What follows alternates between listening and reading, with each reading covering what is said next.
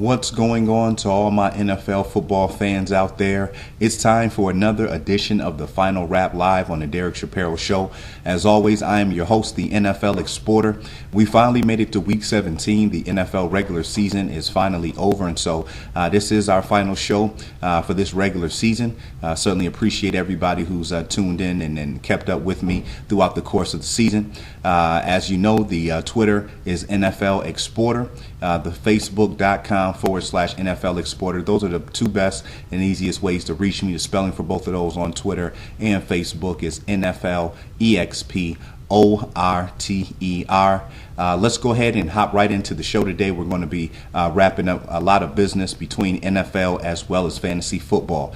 What took place in Week 17, we seen the Baltimore Ravens punch their ticket into the playoffs with a 20-10 victory at home over the Cleveland Browns. In this game, Baltimore very sluggish for the most part. Cleveland certainly gave them a good fight early, but at the end of the day, Baltimore was able to come up with the plays down the stretch it needed to, paced by Joe Flacco, 312 yards, 2 TDs. Justin Forsett, 119 yards on the ground as well. Baltimore's defense continued to play extremely well. Rookie Connor Shaw started in this game in place of Brian Hoyer and Johnny Manziel. Both of those guys not playing in this game for separate reasons. Nonetheless, Shaw, again, held Cleveland in for as long as he could, but ultimately 2 turnovers came back to bite Cleveland and was the difference in this ball game.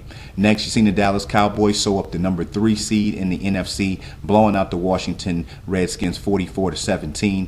This one was all about Dallas. Tony Romo, 299 yards, 2 TDs. DeMarco Murray broke the franchise record set by Emmitt Smith with 1,845 yards. He had 100 yards in this game and a touchdown. Dez Bryant had 99 yards and a touchdown. He broke the Cowboys single-season record for most receiving touchdowns in the particular season. For the Washington Redskins, you had RG3, 336 yards, a touchdown. Deshaun Jackson, a recipient of that. He had 86 yards, but ultimately sloppy play continued for the Redskins. 4 turnovers in this football game. Certainly had this lead much larger potentially than what it could have been. But Dallas was going to win this game regardless. Right now, going into the playoffs, Dallas looking very good. Their 3 top players, Tony Romo, DeMarco Murray, and Dez Bryant, all Pro Bowl type years. Moving on, Indianapolis had their destiny already set in stone. They finished out their season on a winning note, beating Tennessee 27-10. Andrew Luck played the first half, 160 yards, 2 TDs. Kobe Fleener had 2 TDs in this game as well. Again, not much meaning in this one. Indianapolis came into the ball game knowing they were going to host a wild card game after this season was over. Houston was able to knock off Jacksonville 23-17 at home. This was pretty much a tussle back and forth throughout the game. Ultimately, J.J. Watt on defense made the big plays for the Houston Texans to allow them to be able to knock Jacksonville off late. Case Keenum, 250 yards, a couple touchdown passes. Andre Johnson up over 100 yards in the TD. Running back Arian Foster had to leave this game early with a hamstring. Houston not going to be in the playoffs this year, so that is something that at this point is rather irrelevant. Kansas City was able to beat San Diego 19-7. Second time Kansas City could do that this year. It was 3 turnovers by Phillip Rivers and company that really killed the San Diego Chargers. They came into this week controlling their own destiny. If they would have won this football game, they would have been in the playoffs, but ultimately wasted opportunities in the red zone and just really poor play on offense came back to bite San Diego, which had been a very inconsistent team. They could have lost last week at San Francisco if it wasn't for some late game heroics. So Chargers, they're out. Kansas City, unfortunately, they're going to miss out on the playoffs as well. New York Jets were able to beat the Miami Dolphins. This was a bit of a shocker. Pride factor certainly in place here. If you recall last year, Miami had a chance to make the playoffs. All they needed to do was win a home game. The Jets came in there and beat them to stop them from getting in the playoffs. This year, even though Miami was not going to make the playoffs, an opportunity to avenge that. They get spanked at home again, 37-24. You got Geno Smith, throwing for 358 yards, 3 touchdowns. Eric Decker, 10 catches for 221 yards, a touchdown. So, not the usual numbers we've seen from. This is Geno Smith and Eric Decker, by far their best outings of the year. For the Dolphins, you had Lamar Miller with 178 yards on the ground and a touchdown. He certainly had a very good year there. Mike Wallace was either benched or taken out of the game for some other reasons. We really don't know what happened there, but certainly it's a situation where the Dolphins losing that game. You have an incident with a player, Mike Wallace. Certainly just doesn't seem like something that is a good situation going on down there in Miami on the losing note. Minnesota was able to beat Chicago at home 13-9 in that game. Matt Forte, the running back for the Chicago Bears, was able to break the single season record for the most catches by a running back, 102. Great job to him. Not a lot of stats in this one. Teddy Bridgewater, 209, the touchdown. Matt Asiata, 91 yards on the ground. Jay Cutler did start in this game, only 172 yards. Pretty much a defensive battle. Nothing was on the line there. Buffalo was able to beat New England. New England didn't need to play their starters, already had home field sewn up. Throughout the playoffs, Kyle Orton, 176 yards and a TD. Again, this was a football game that really didn't have much meaning, considering Buffalo was not had any chance at the playoffs. The Philadelphia Eagles and the New York Giants, same situation there. Both teams no shot at the playoffs. Mark Sanchez, 292 and 2 TDs. Shady McCoy, 99 yards on the ground. Jordan Matthews, another great rookie wide receiver this year, 105 yards and a touchdown. For the Giants, it was all about Odell Beckham. Eli Manning, that passing game again. Manning, 429 yards, a touchdown. 185 yards. Odell Beckham Jr. and another touchdown to end out a unbelievable year for him. Reuben Randall for the second straight game, up over 100+ yards and a touchdown as well. New Orleans and Tampa Bay, this was certainly a very sloppy game. Tampa Bay got out to a very early lead. Drew Brees, more turnovers in this game, 3 interceptions. But in the end, bad teams find ways to lose. The Saints able to find a way with a late touchdown by Marcus Colston to come back and win this game 23-20. Carolina stomped out Atlanta to take the NFC South division crown. It was 3 turnovers and ultimately 2 interceptions. Ran back for touchdowns that really broke the camel's back in this one. Just a very bad game for the Atlanta Falcons, and Matt Ryan struggled running the football. That's certainly been a trend most of the year. And the turnovers, Carolina's defense down the stretch here certainly has played very well, kind of found its stride. Cam Newton, 165 all-purpose yards, 2 touchdowns, and that's it. This game ultimately cost Mike Smith his job down in Atlanta. Green Bay knocked off Detroit to take claim of the NFC North title. In this football game, Aaron Rodgers, very efficient, 226 yards, 2 TDs, also had a rushing TD. His calf injury did come up. He had to leave the game for a while, but was able to come back, finish the game out strong, ultimately by Green Bay a home field advantage in a divisional round and a first-round bye. For Detroit, a little bit too late. Matt Stafford and company, 217 yards, 3 TDs. Calvin Johnson, 2 of those, but ultimately penalties and turnovers and a special teams blunder. Some of these fundamental things that I know Jim Caldwell has come over there and tried to clean up kind of manifested themselves in this ball game. Green Bay, cleaner football game.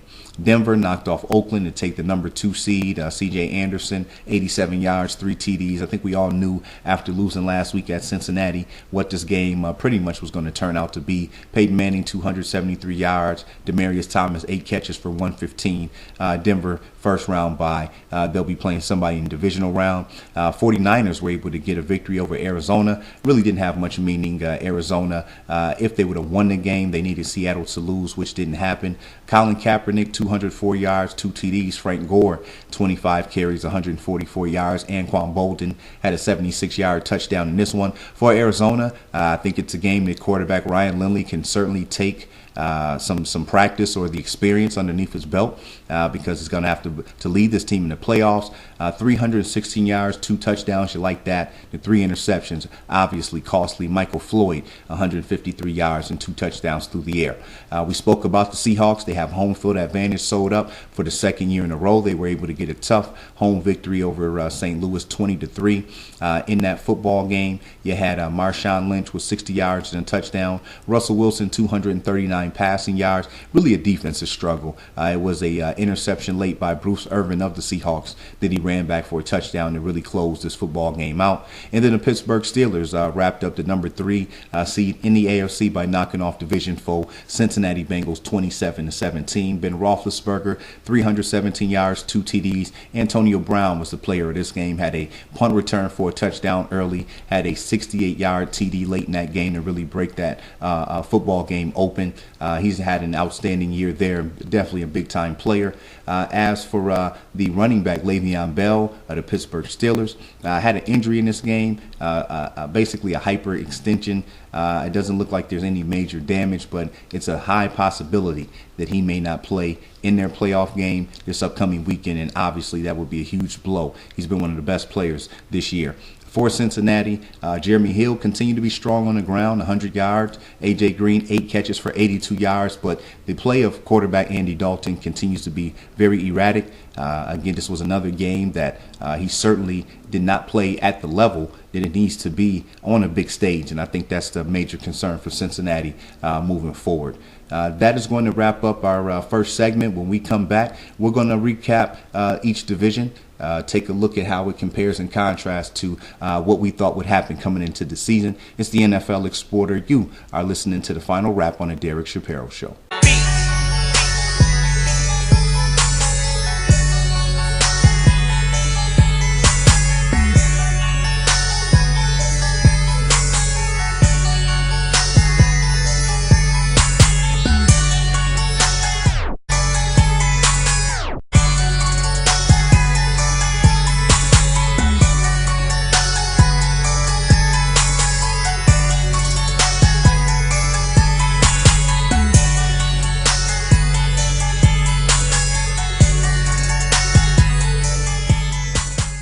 Welcome back to the final wrap with your host, the NFL Exporter, live on the DerekShapiroShow.com. Don't forget to follow me on Twitter at NFLExporter.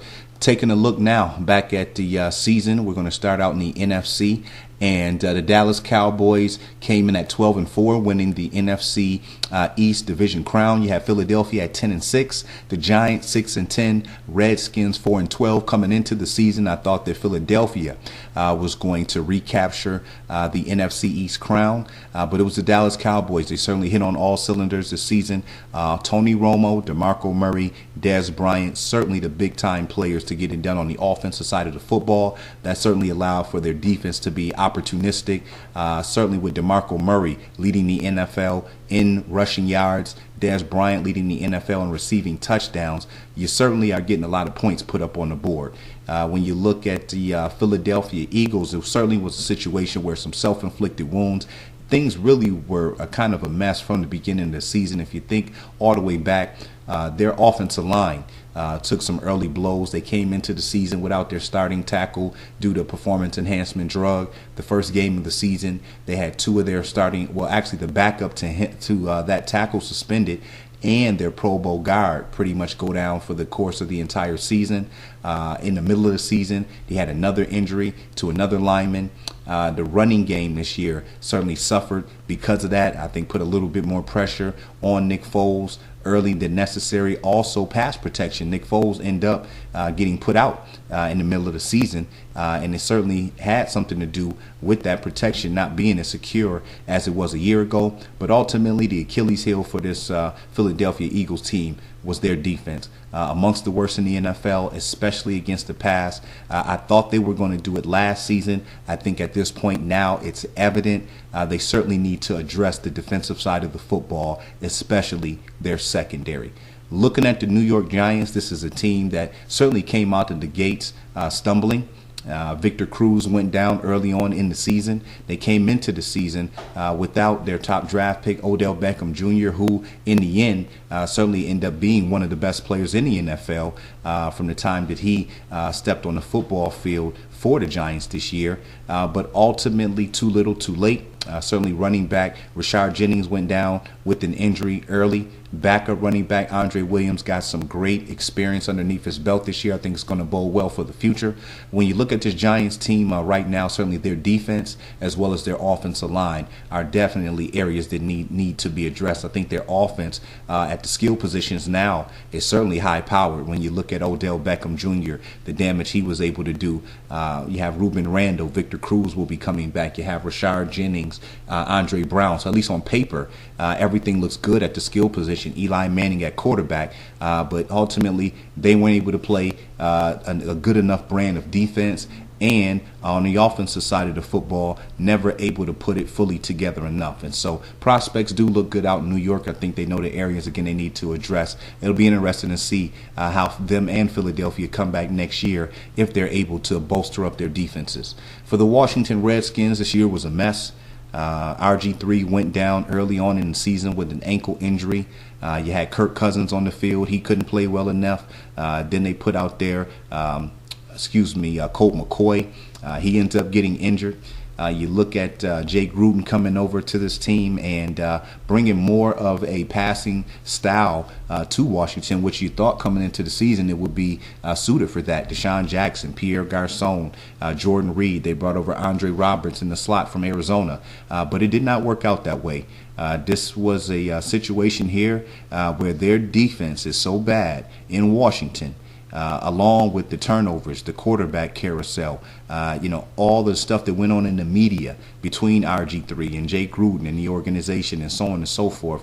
It just ended up being a mess out there. And it certainly affected on the football field. So they're a team that has a lot of areas to address. The defense, that secondary, that is a must. But they've got to get that offense together. And it's going to be, I think this is a test to see maybe what RG3 is made of here off season. Does he come back next year, put his nose to the grind, put everything behind him, and become at least a good quarterback in the NFL?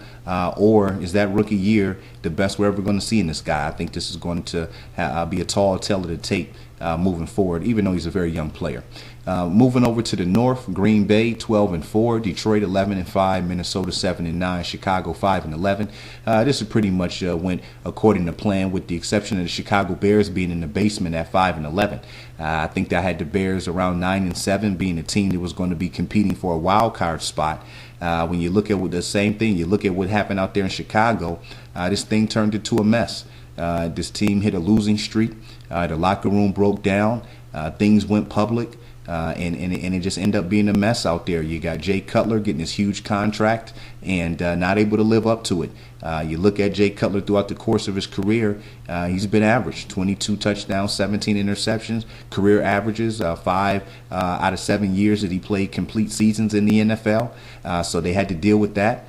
Brandon Marshall got hurt late in the year, but this was really about effort, and this was really about their defense being poor as well. That's one thing I'm noticing as I'm going through these teams here, that, for Philadelphia, for the Redskins, for the Chicago Bears, no matter what was going on offense, these defenses were extremely bad this year. There's no doubt about that.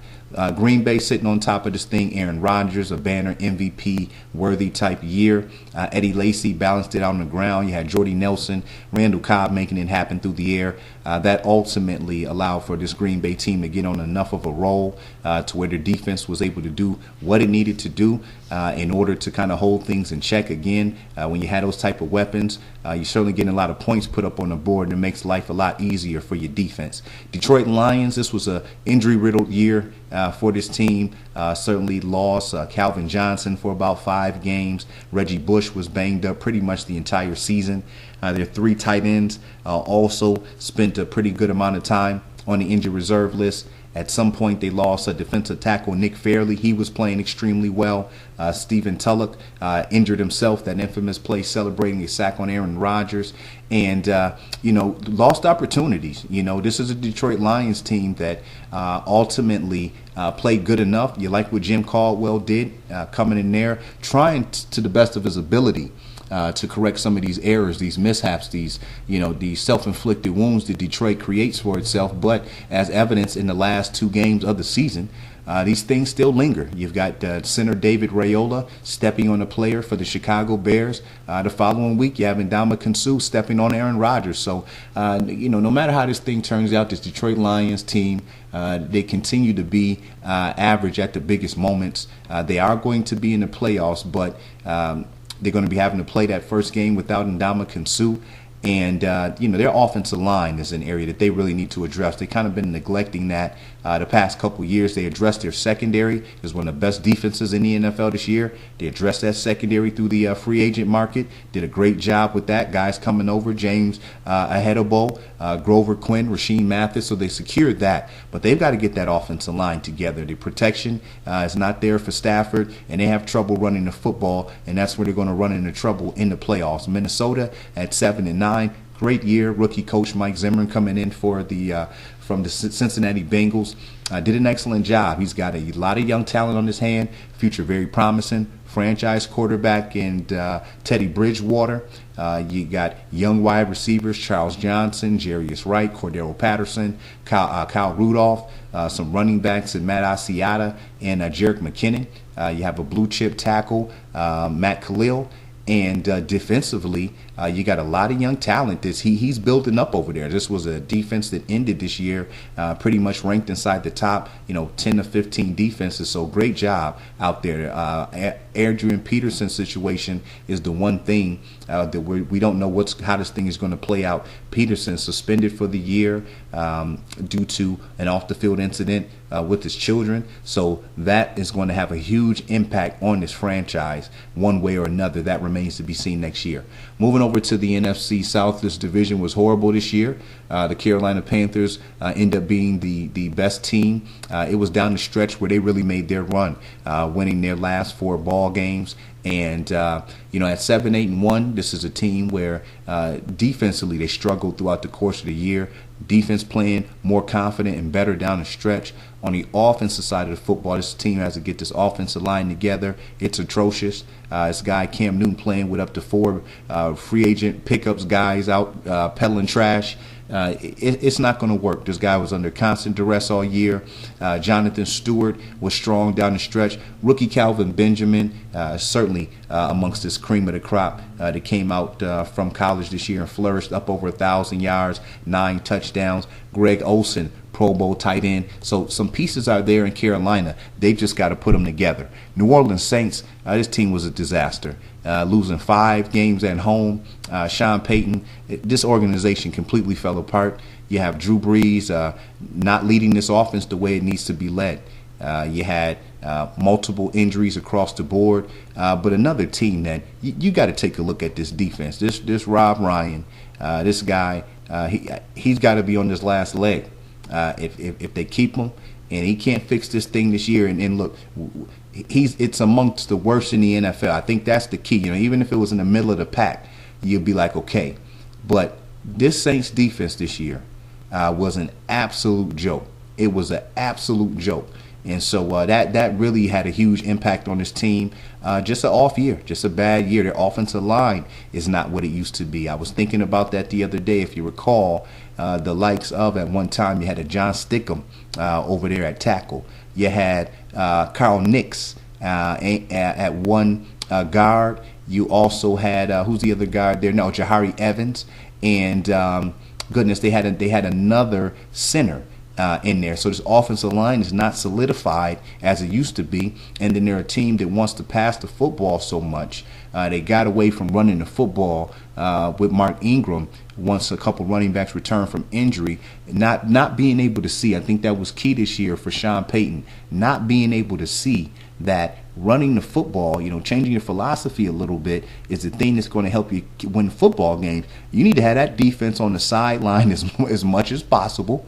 And you need to be able to wear defenses out, open up the play action for Drew Brees, and let Ingram churn the yardage out. So came back to bite him down the stretch. Saints, they're out. Atlanta, again, Mike Smith, his job, he's done. I think back to earlier in the year, we did a show. We were right here on the Final Wrap. And Mike Smith was quoted as saying, maybe after a 3-6 start or something like that he wasn't worried about his job. And we talked about it, and we said to ourselves, Mike Smith, we're not quite sure, looking at what happened last year in Atlanta, and looking at what's going on this year in Atlanta, how you're not worried about your job. We're thinking that probably has a lot to do with this team's record. And here you are now at 6-10, and you're done. And so I think that type of mentality and attitude is a direct result. As a matter of fact, I recall that just made me remember. Same thing with the New Orleans Saints. I think the Saints were maybe 3-5 or 3-6. And Drew Brees was quoted that week, coming into that week, saying that game wasn't that urgent. If they if they lost it, it wasn't. I'm saying, that type of attitude is why you're not in the playoffs. Taking the season lightly. For Atlanta, look, mirror reflection here. This defense was absolutely horrible, amongst the worst in the NFL. There's no doubt about it. Team could not run the football. Julio Jones, Matt Ryan. Look, the bright spots. We know that the Falcons can pass the football. But Mike Smith, he's done. Somebody's going to come in there now and obviously running the football and getting that defense together, mandatory, or they'll be back at 6-10 again. For Lovie Smith, what a rough outing. His first year, 2-14. Not much to smile about down there. His defense absolutely fell apart. Teams just rolled right over him this year. Free agent quarterback Josh McCown, not the answer. You're looking at Doug Martin banged up a lot this year. Really, their whole running back committee banged up. This is a team that could not run the football. They brought over Logan Mankins, Pro Bowl guy from New England. He gets injured. It just didn't work out this year for these Tampa Bay Buccaneers. The bright spot you have, rookie Mike Evans, up over 1,000 yards, double-digit TDs. He's certainly a guy that you can build a future around. But this Tampa Bay organization has a lot to figure out in the offseason. They do have the number 1 pick. Seattle took back the NFC West title for the second consecutive year at 12-4. Seahawks strong down the stretch. Defense reasserted itself, dominated, only giving up 6 points a contest over the last 5 games. That ultimately allowed Russell Wilson and company to operate on offense, running the football, making the plays in the passing game when they have to. I think we all know what Seattle is and about. It's just a matter now to see if they can live up to it. They have home field advantage throughout the playoffs. Arizona Cardinals 11-5. Great job by Bruce Arians. Again, injuries at the end of the day depleted this team. It couldn't handle it anymore. You figured coming into the season without Pro Bowl linebacker Darrell Washington, off the field issues. You lose Darnell Dockett, your Pro Bowl defensive tackle, to an injury. Calais Campbell gets injured for a few games. Carson Palmer, he goes down for the season with an ACL. Then you end up losing Andre Ellington for the season. Fitzgerald ends up getting banged up towards the end of the season. The injuries, they just mounted up on his team, and now they're going into the playoffs. Again, we congratulate Bruce Arians. Great job. Defensive coordinator there, Todd Bowles. These guys do an excellent job with the players they have, but the injuries really hurt them. You hate it because you certainly felt like if they could have had all of those players, why not? Certainly a legitimate chance at making a run here in the NFC, considering how well their defense can play at home. San Francisco 49ers at 8-8, and horrible year. This 49ers team self-destructive from within. You look at Jim Harbaugh leaving now, going to Michigan. I look at this offense. Let's start there. Colin Kaepernick, quarterback for San Francisco. He did not produce this year. Another guy paid a huge contract, and it just wasn't there. I think the offensive philosophy, you got to look at this 49ers offensive coordinator and say, what are you doing?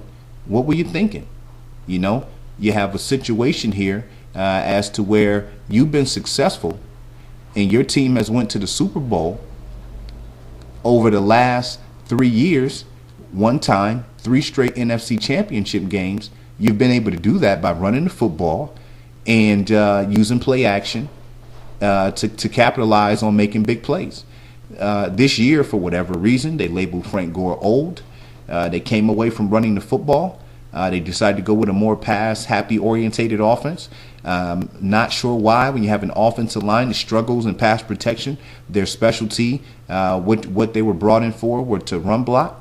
And with that being the case, this defense, another defense depleted by injuries. Aldon Smith off the field due to off the field issues. 9 games. Patrick Willis gone for the year early in the season without Navarro Bowman. A brand new set of secondary guys. You got San Francisco still ranking in the top 10 on defense, not to mention losing defensive tackle Glenn Dorsey.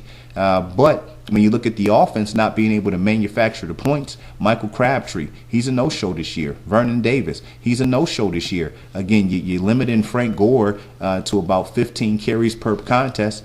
Rookie Carlos Hyde certainly looks very promising. You want to get him in the mix, but if you're serious about trying to win ball games, and that seems to be, I think, where the discord came in, that there was a different agenda going on. Harbaugh, he's headed elsewhere, so he's not. You heard the rumbles early.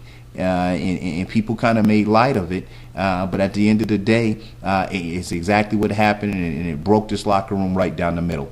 Now you're looking at the St. Louis Rams at 6-10. Jeff Fisher, great job with his guys. Again, he's got a lot of young talent to build with down there. Got a nice defense to work with. Certainly guys they've built up through the draft. Ultimately, they've got to get it together on offense. If you look at the quarterback position, it's hard to put a finger on it because Sam Bradford, he'll be returning from an ACL, but at this point, you got to label him injury prone. I think rookie Austin Davis certainly could be an option if this guy can continue to get better. He had a solid campaign, all things considered. Trey Mason at running back, but they've got to get some weapons on the outside. Their wide receivers certainly is an area that they've got to excel in, considering the tough defenses that they play in the NFC West. If they're going to have average wide receivers, they're never going to make it with Arizona and Seattle in that division.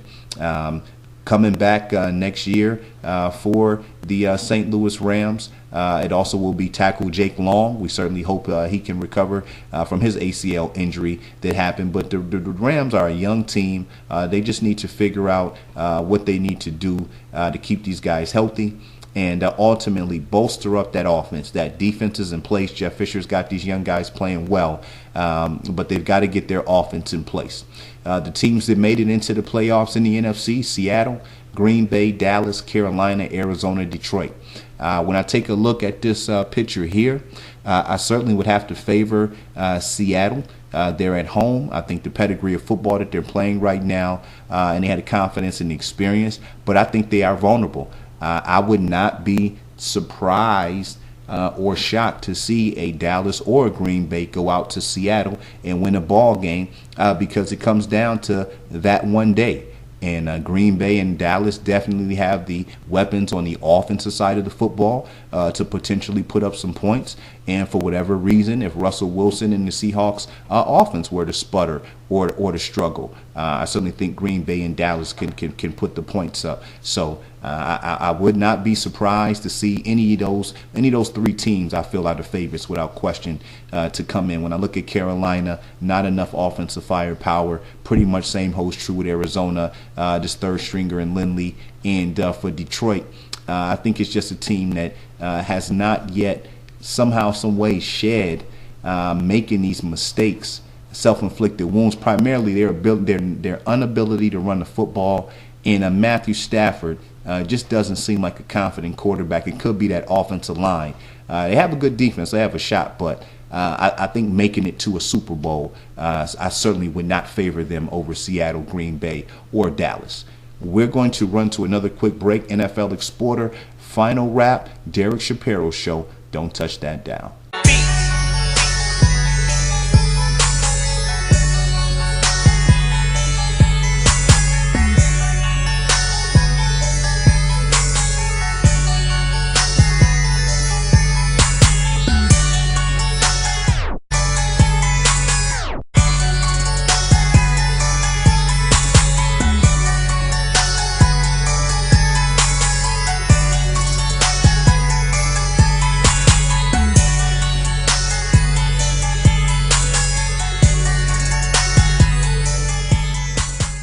All right, everyone. Welcome back to the final wrap. NFL Exporter, live on the Derek Shapiro Show. Make sure you hit me up, facebook.com/NFL Exporter.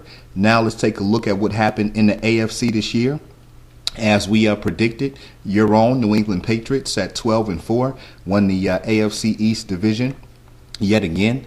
Bill Belichick, Tom Brady, obviously this winning combination knows how to get it done.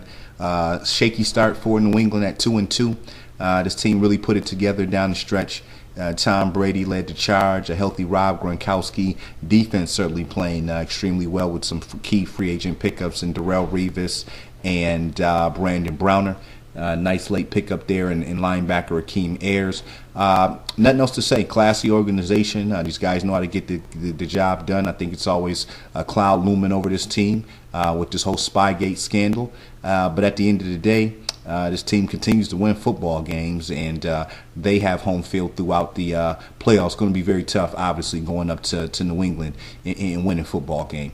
Buffalo Bills 9-7, disappointing year. I think the quarterback position, without question, along with the inability to run the football and the self-inflicted wounds, this Bills team came up short.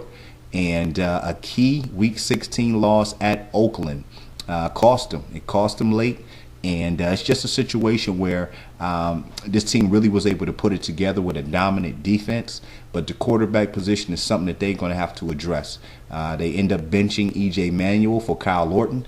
Orton had a decent year, pretty much numbers he's put up through his career. 18 TDs, 12 picks. What may happen. We know what to expect from Kyle Orton.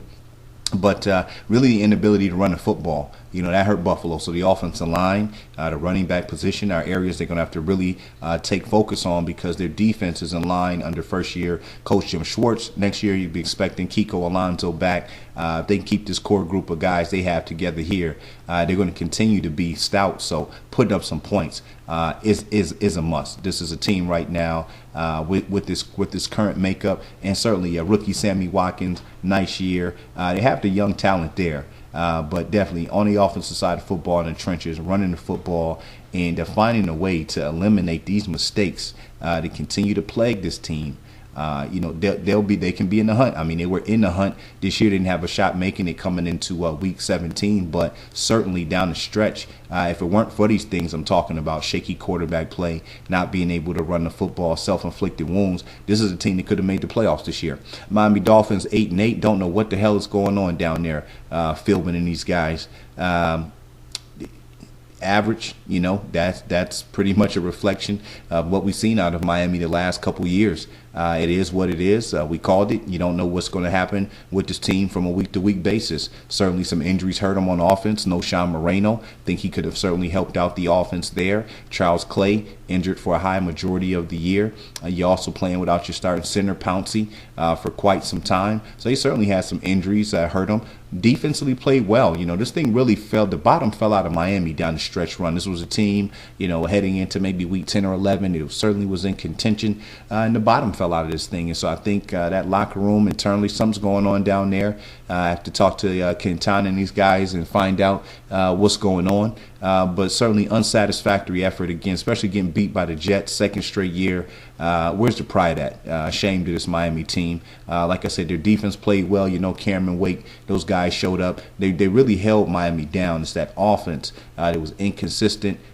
Too inconsistent. You don't know what you're going to get from them weekly. So it's all over the place, and that's it. For every game they won, it was a game they lost. Fins are dead done this year. Jets, Rex Ryan, he's out of there now. Pathetic. 4-12. Did win the last game of the season. I guess you give them credit for that, playing for their coach, and further humiliating Miami again for a second straight year. But this is a franchise in disarray. I can tell you that. Now that they got rid of Ryan and whoever this guy is in front of them, they bring in a new regime here. You got to put this team together somehow. You got to figure out as your quarterback at wide receiver. You still need somebody else. Decker's not going to be able to get it done by himself. These running backs here, are they the caliber of guys that you really feel can handle a running game? When you look on the defensive side of football, secondary, you certainly need to highlight that area.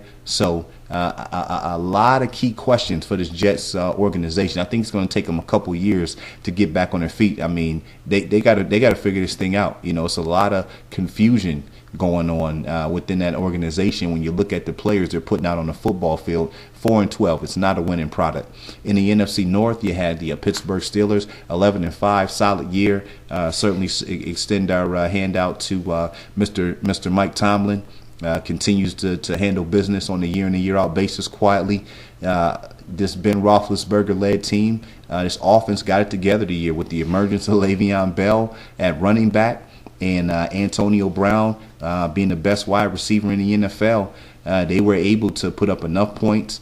And again, Benny, a veteran, certainly for Pittsburgh, how I've mentioned for some of these other teams, their offensive line finally intact. That was an area that was a problem for the Pittsburgh Steelers for many, many years. I know that the Dallas Cowboys, certainly, that offensive line, you give Jerry Jones and those guys a lot of credit for investing those draft picks. You see it paying off. The same's holding true for Pittsburgh now that Pouncey's there healthy.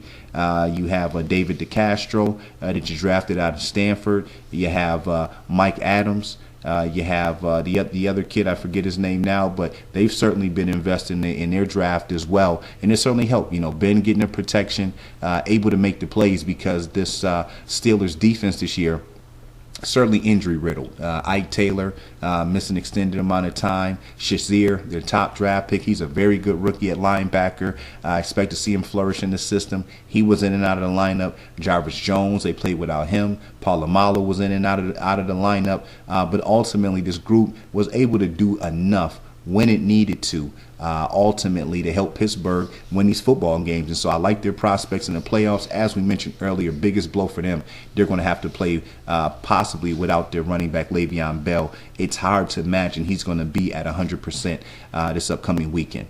Cincinnati Bengals 10-5-1. This was a pretty odd year for Cincinnati. You come into this year with a new offensive coordinator, a new defensive coordinator. Then injuries hit on the offensive side of the football, losing Marvin Jones at wide receiver, losing Tyler Eifert at tight end, A.J. Green hurt early on in the season. Giovanni Bernard kind of a little bit later on in that, he goes down in the season.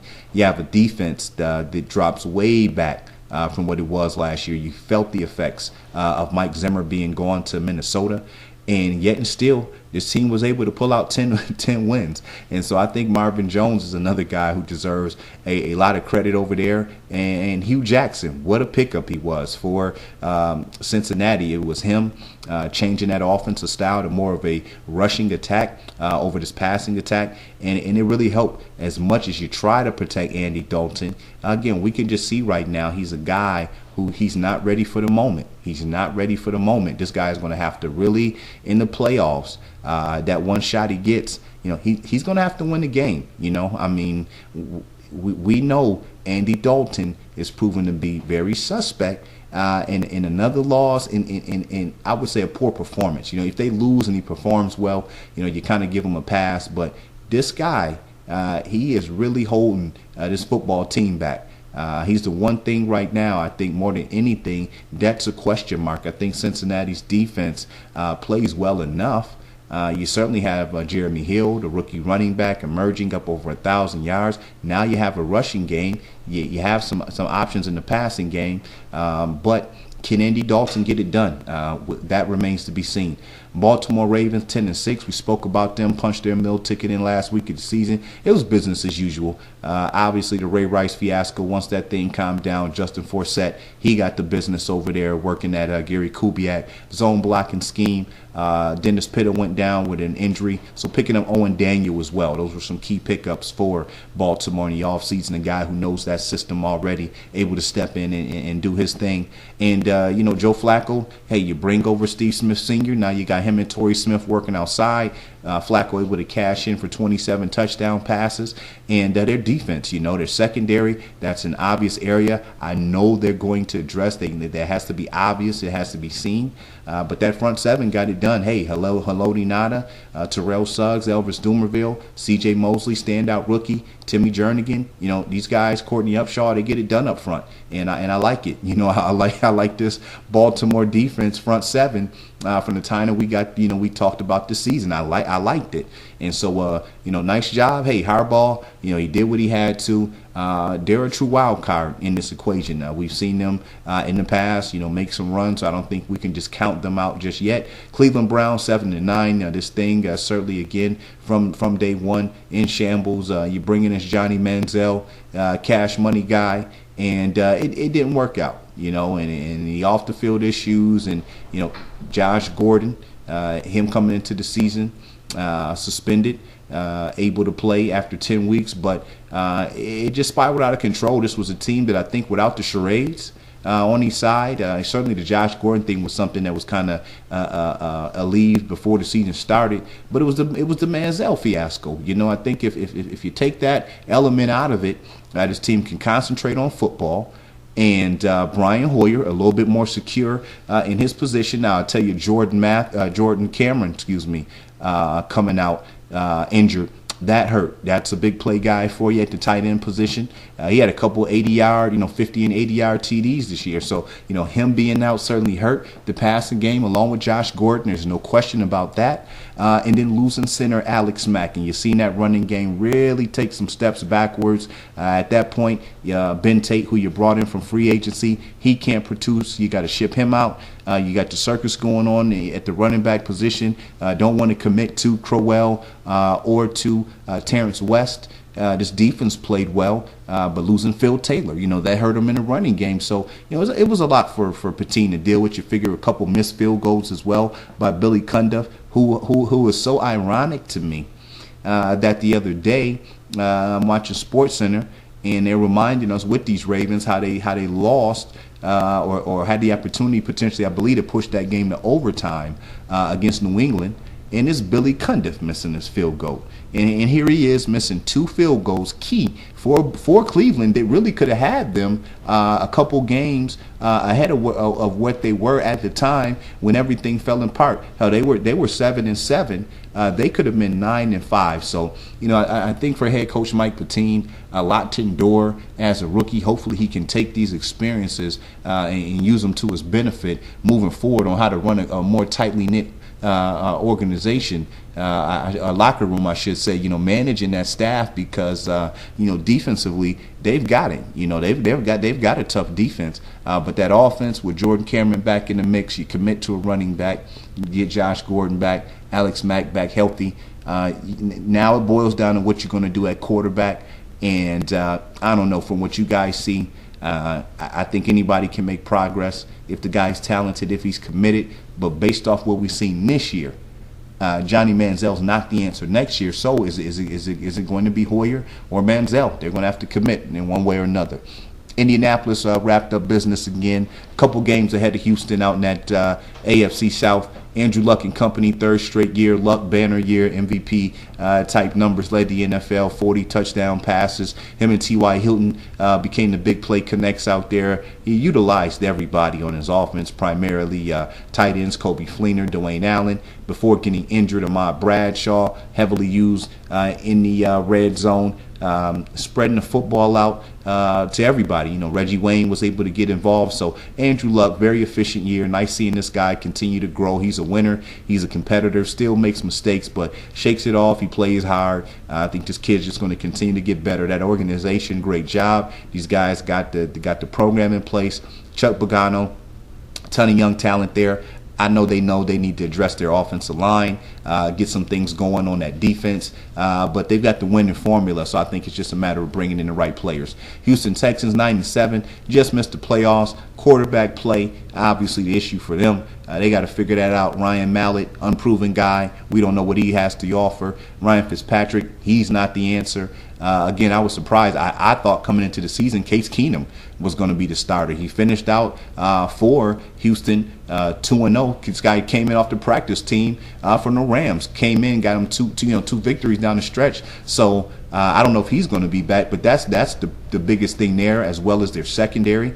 Other than that, a lot of young talent. And J.J. Watt played at an MVP level this year. There's no question about that.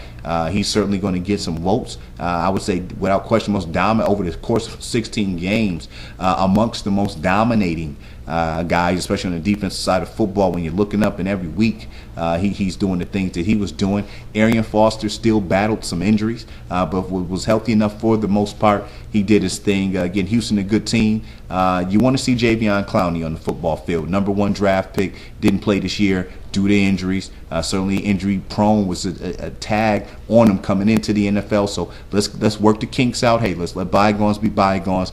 We want to see this guy on the football field. He can help their defense out a lot. It's already a huge problem with J.J. Watt. You figure this guy reaches his potential in the fold.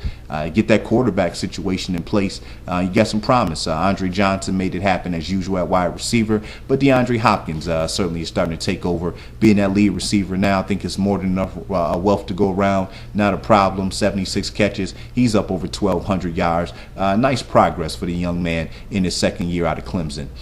Jacksonville Jaguars, I think we all understand. We'll just tie in these Tennessee Titans as well. 3-13 for the Jags, 2-14 for the Titans.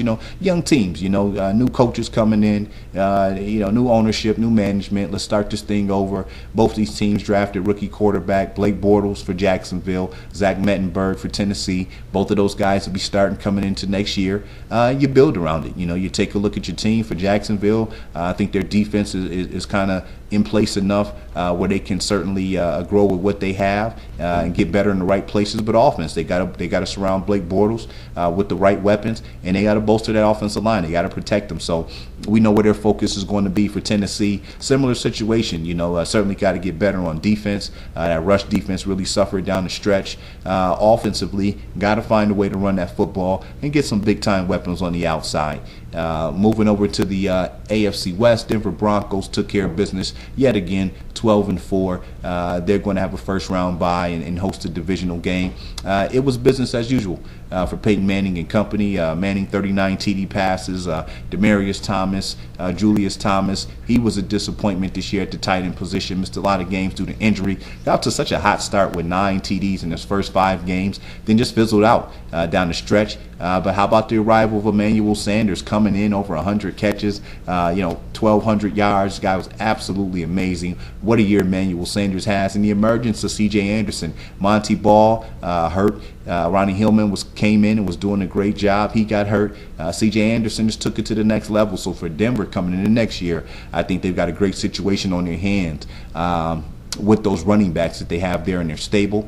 On the defensive side of the football, ranked number 2 against the run. I know many people did not know that. Let's give Jack Del Rio his credit there. Got the guys working inside with Trevor Knight and also Lafon and DeMarcus Ware and also Von Miller. And so certainly a lot of good things went on. You got rookie Bradley Roby coming in on defense in the secondary and learning on the ropes. I think it was a good situation for him because even though he was a rookie, he was on a good enough, he was on a winning team where the mistakes that he made wasn't going to hurt them as much. Moving over to the Kansas City Chiefs at 9-7, not able to get it done. Andy Reid and company, it was pretty much the same old. Offensively, just trying to run Jamal Charles into the ground. Want to go with this low-budget passing game. It's not going to get it done. You go the entire season without wide receivers scoring a touchdown. You know what? That's ridiculous. I mean, come on, Reid. What are you running out there? Makes no sense whatsoever. And then defensively, inconsistent, but you factor in hit early by injuries You had defensive end Mike DeVito go down, linebacker Derek Johnson. You lose your best player on the back end in Eric Berry. Wish him the best fighting his battle with cancer. And so that defense was inconsistent, but the front seven played tough enough, and ultimately Justin Houston was able to record 22 sacks on the season. The franchise record there, great job by him. He certainly has asserted himself. Probably is the most dominant pass rusher in the NFL over the last 2 years. You have to give that guy a lot of consideration. For San Diego, Phillip Rivers and company, inconsistent. Not able to run the football. Ryan Matthews, he's hurt yet again, so the running game sputters a bit. You also lose center Nick Hardwick. That ended up being something to come back to hurt him. Pass protection was decent enough, but ultimately ranked 31st running the football. Not going to get it done. Phillip Rivers inconsistent, dominated the weaker defenses, but the better defenses in the NFL really struggled. This defense got hit hard by injuries as well, especially in the secondary. And then you're factoring in that this Brandon Flowers you bring over from Kansas City, maybe there's a reason they parted ways with him. Did not live up to billing that they expected him to come over there and be more of a shutdown cornerback. This guy was getting roasted week in and week out. For San Diego, blown opportunities, but I think them making the playoffs fair enough considering how inconsistent they played. Oakland Raiders at 3-13.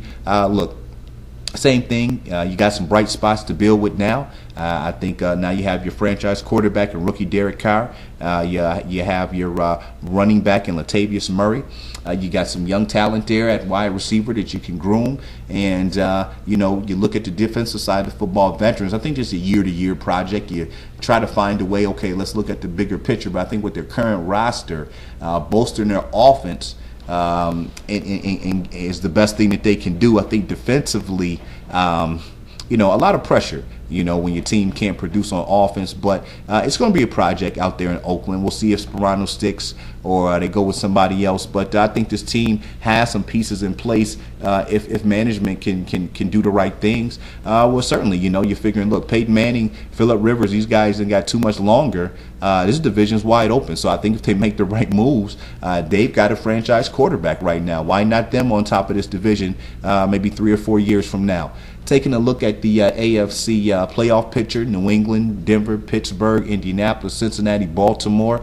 You're looking at Kansas City and San Diego being the teams who we thought also may have a shot to get in, but not good enough. I think the playoff picture played itself out correct from what I've seen. And, certainly I think Denver, I think we know that they can beat New England on the right day. It's going to be tough. I think Baltimore, based on their past history in Baltimore, playing in New England, you'd have to give them a shot. They've won 2 playoff games in New England, and also, that missed field goal was a potential chance to miss another. And then if Pittsburgh, if they were healthy, if Le'Veon Bell's healthy, they certainly can go and beat New England on the right day. So I think both Seattle and New England, your favorites based on what we've seen in the season, based on the dominance at home and based on matchup. But certainly Denver, Pittsburgh, Baltimore. I wouldn't be shocked to see them go into New England and win a ball game on any given Sunday. So I'll be interested to see how the AFC playoff picture is going to play out. We're going to run to another break. It's the NFL Exporter Derek Shapiro Show. You're listening to The Final Wrap.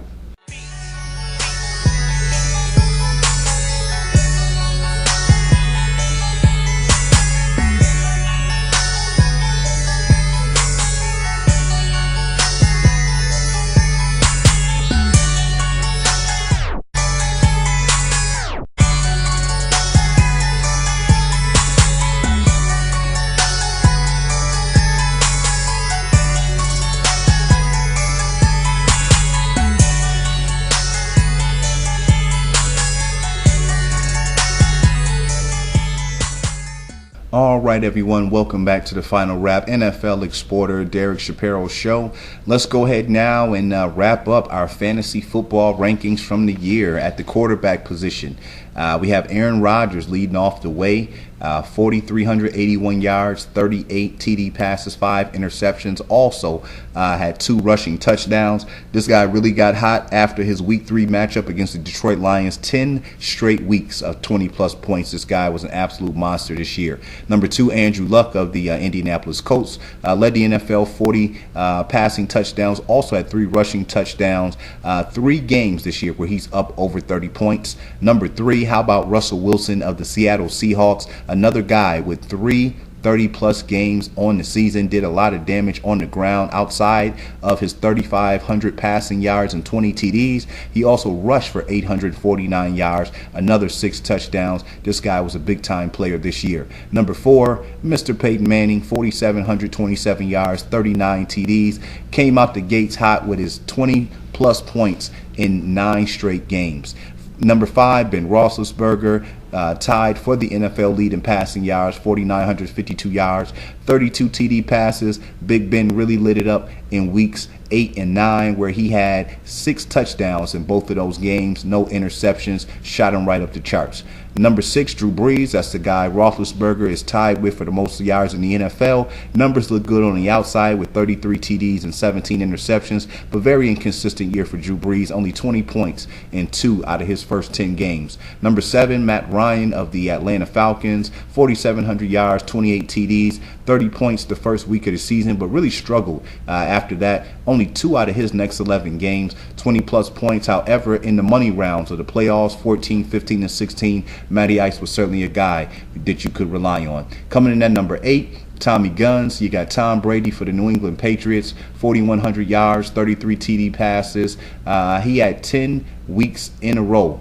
10 weeks of where only one game he was under 17 points. So this was a guy who was very, very, very reliable for you this year. If you think about Tom Brady giving you 9 out of 10 weeks in the middle of the season where he's 17-plus points, you got to love that. Ryan Tannehill was surprised at number 9, 27 TD passes, over 4,000 yards. Look, he had 5 games where he's up over 20 points, 8 games where he's over 15. If you could catch him on the right week, he certainly was a guy that paid some nice dividends for you. Eli Manning rounds out our top 10 of the New York Giants. Had 10 games where he's 15-plus points. That's a great model of consistency there. Another guy who really lit it up during the playoffs. Ended the season with 4,400 yards, 30 TD passes, 1 rush touchdown. And then you got to throw in your honorable mention. That's Mr. Tony Romo. 11 games of 15-plus points. Another guy who was on fire in the playoffs.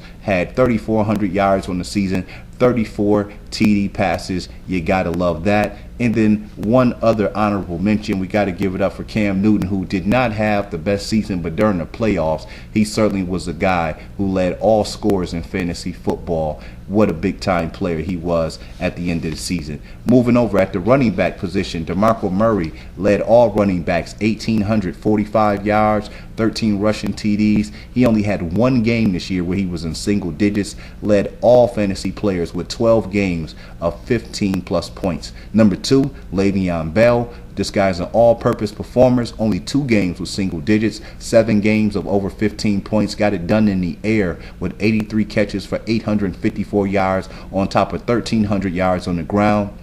Number 3, it was beast mode, Marshawn Lynch. It was another day at the office, 1,300 yards, 13 TDs is what this guy does for a living. Only had 4 games in single digits, 7 games up over 15 points. Number 4, smooth as ice, Matt Forte, 1,038 yards on the ground, 808 yards in the air. Set the single season record for running backs with 102 catches. You want to talk about a PPR stat filler. 10 games of 15-plus points. Really found a hot spot in the middle of the season to catapult a lot of teams into the playoffs. Number 5, it was Arian Foster. When he was healthy, he was on 1,246 rushing yards, 8 TDs. Also gave you another 5 touchdowns through the air. Had 9 games up over 15 points. Only 3 single-digit games. Number 6, Eddie Lacy. Turned it on in the middle of the season, 1,139 yards, 9 TDs. Also gave you another 4 touchdowns through the air. 8 games up over 15 points. Eddie Lacy on a roll right now. 12 out of his last 13 games, he's pumping in double digits.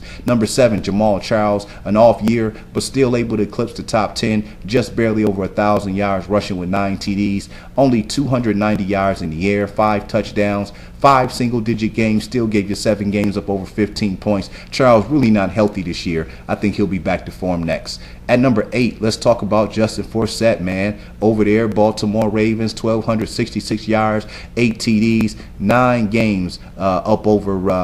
4 games up over 15 points. Was a waiver wire thriller. Number 9, Lamar Miller, great late round value there, 1,099 yards, 8 TDs, had 3 games up over 15 points. Lamar Miller was real steady considering where you was able to pick him up in draft.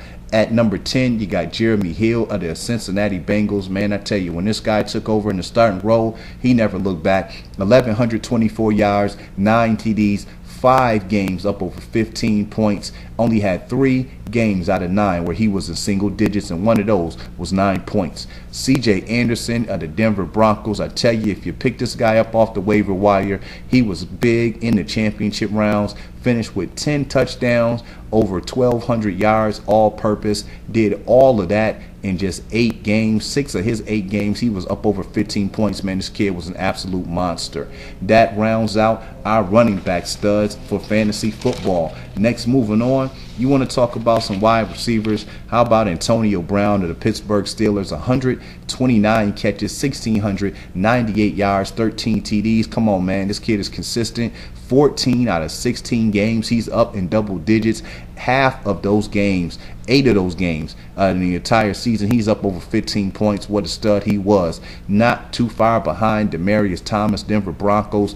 13 out of 16 games, he's in double digits. 5 games up over 15 points, 1,619 yards, 11 TDs, 111 yards. Man, these guys are some true stat fillers. Jordy Nelson of the Green Bay Packers, 98 catches, 1,519 yards, 13 TDs, 10 doubles on the season, 7 games up over 15 points. Number 4, Dez Bryant of the Dallas Cowboys. Man, this kid did his thing. 88 catches for 1,300 yards and 16 tugs. That led all receivers. Dez 10 out of 16 games in double digits. You want to talk about real work? Man, it was the ODB. Out for the New York Giants, 91 catches, 1,305 yards, 12 TDs. Man, this kid did that in 12 games. Are you kidding me? 9 out of 12 games in double digits, 7 games up over 15 points. This kid probably had the biggest impact on fantasy football this year. Number 6, Emmanuel Sanders. Man, these stats look so good. 101 yards, 101 catches, 1,404 yards with 9 TDs. That's what you do in your first year with Peyton Manning. Man, this guy, 10 out of 16 doubles, 5 games over 15 points. What a pickup that kid was this year. And you want to talk about somebody else who knows how to get the job done? Take a look at Randall Cobb of the Green Bay Packers. 91 catches, 1,287 yards, 12 TDs. Man, this kid had 11 out of 16 games in double digits this year. Man, this kid was on the tear. He is going to be around for a long time with Aaron Rodgers. Number 8, Julio Jones. Man, this kid knows how to get it done when you talk about picking up big yards. 1,593 yards, 104 catches, 6 TDs, 9 out of 16 games in double digits. Had 3 games up over 15 points. Julio Jones is going to be in the top 10 for a long time to come. Surprise here, number 9, it's my man J Mac out in Philadelphia. He was a pleasant surprise to fantasy owners this year. 85 catches for 1,318 yards, 10 TDs. You got to love that. Had 8 double-digit games on the year, 5 games up over 15 points. Rounding out your top 10 is T.Y. Hilton of the Indianapolis Colts. Man, this kid right here, he's a cold boy. 82 catches, 1,345 yards, 7 TDs, gave you 8 games of over double digits. When this kid got it going, it was hard to stop him. We got to have a couple shout-outs as well. Rookie Mike Evans in the top 20 with 12 TD catches. Alshon Jeffries held it down with 10 TD catches. You like Golden Tate? PPR numbers, 99 catches for 1,331 yards. How about Deshaun Jackson still giving you 1,169 yards, 8 double-digit games, on his way to 9 touchdowns for the year. Calvin Benjamin was big early, out for the Carolina Panthers with 9 points. We certainly respect touchdowns. So with Mike Wallace with 10 and Torrey Smith with 11, we're certainly going to respect that all day. And you got to shout out Calvin Johnson, A.J. Green. Both those guys missed considerable time, still up over 1,000 yards, still both with 6+ TD catches. Man, them boys are some true studs. Now let's move over to our tight end position. Number 1, Rob Gronkowski of the New England Patriots, 82 catches, 1,124 yards, 12 TDs. Man, them is wide receiver numbers, man. That kid, he's crazy. You know that Gronk is back. Now that he's healthy, there's going to be no stopping this kid next year. Next, you got Antonio Gates of the San Diego Chargers. Phillip Rivers fell back in love with Gates. Fantasy owners reaped the benefits. 6 games in double digits, had 12 TDs to lead all tight ends, tied with Rob Gronkowski. You don't want to know how good Jimmy Graham is. This year, he had 85 catches for 889 yards and 10 TDs, and it was a bad year. As a fantasy owner, we were disappointed with this guy. Well, he still had 6 double-digit games, and I mean, if this is a bad year for Graham, I think next year when he's back healthy, you know what's coming. Number 4, Greg Olsen of the Carolina Panthers, man. This kid right here, I got to give him the props. He's been stepping it up every year in Carolina.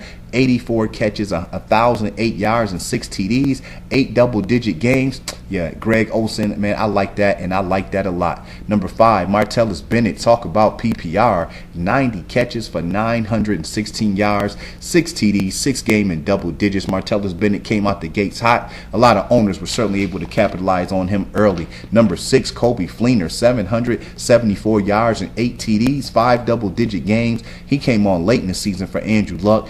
Wonder how his role is going to continue to flourish. Him and Dwayne Allen both eating out there. Number 7, Julius Thomas. The 9 TDs in first 5 games really punched him up here. Missed a lot of games due to injury. Just really has kind of fell out of favor up there in Denver. But his 12 overall TD catches on the season certainly held him down. Number 8, it was Travis Kelce of the Kansas City Chiefs. I absolutely love this kid. 862 yards, 5 TDs in his second year. He's a perfect fit in that Kansas City offense. Number 9, Delaney Walker got the job done. 890 yards, 4 TDs. Shouting out my man ATM Cash Out Jerry Taylor on that one. 3 doubles on the year for Walker. In number 10, it was Jason Witten, the young man, or I should say the old man, worked his way back up into the top 10 after not being there the first 3 quarters of the season. 64 catches, 703 yards, 5 TDs, was real instrumental for the Dallas Cowboys down the stretch when they made their push to win the NFC East crown. Now, looking at your top defense special teams, it was the Bills, number 1. That's right, Buffalo.